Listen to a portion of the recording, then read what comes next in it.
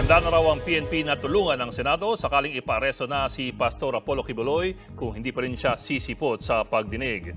Maging ang ilang mambabatas bumuelta sa pastor. Nasa frontline na balitang yan, Marian Enriquez. Ang pahayag na ito kahapon ni Pastor Apollo Quiboloy.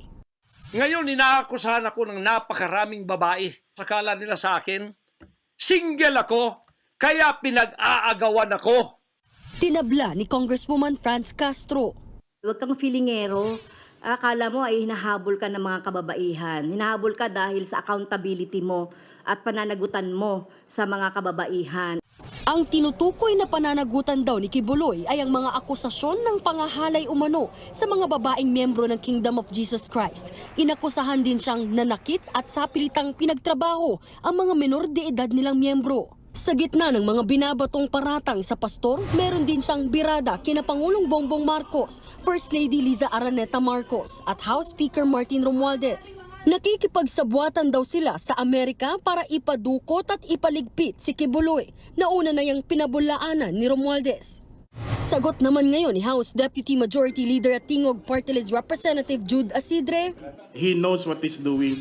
He knows that he's clearly defying the law. He knows he's injuring the political system that we have in place. He's disrespecting the authorities. And I think that he'll be made accountable in that at the right time.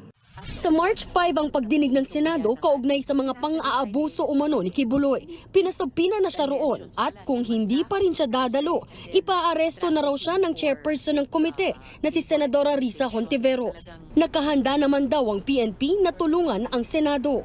Hayaan po natin yung proseso na gumulong at kung darating po yung pagkakataon na hihingin po yung assistance po ng PNP, then the PNP will and ready to provide one. Nananatili namang tikom ang bibig ng mga Duterte sa mga sinabi ni Quiboloy. Matatandaang iniuugnay sa pastor sina dating Pangulong Rodrigo Duterte at Vice President Sara Duterte na tumanggap daw noon ng mga baril kay Quiboloy. Ipinagtanggol naman siya ng isang kaalyado ng mga Duterte na si Attorney Salvador Panelo na meron ding programa sa media network ni Quiboloy. They're just conspiring against him and he feels that way. That's why he has to go public and express his feelings about it. May payo rin si Panelo sa Pangulo at sa First Lady. They should respond because the people have the right to know whether the accusations are true or not.